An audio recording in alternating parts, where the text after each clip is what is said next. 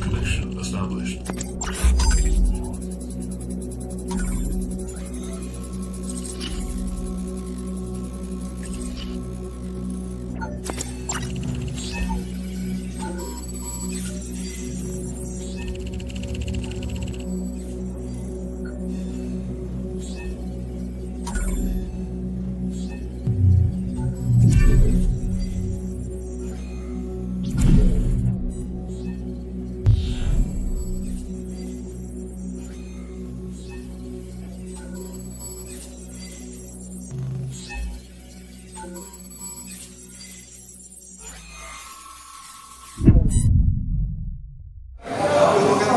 Halo teman-teman, perkenalkan saya Pak Bianto.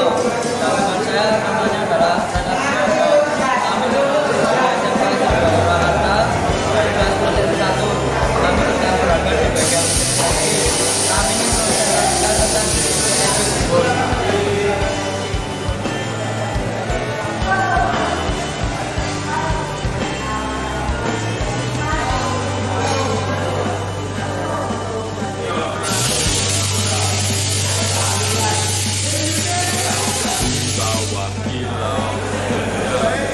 Utama mesin CNC kubur adalah untuk melakukan proses pemotongan, pembusukan dan pembentukan diameter dengan ukuran maksimal yang tinggi.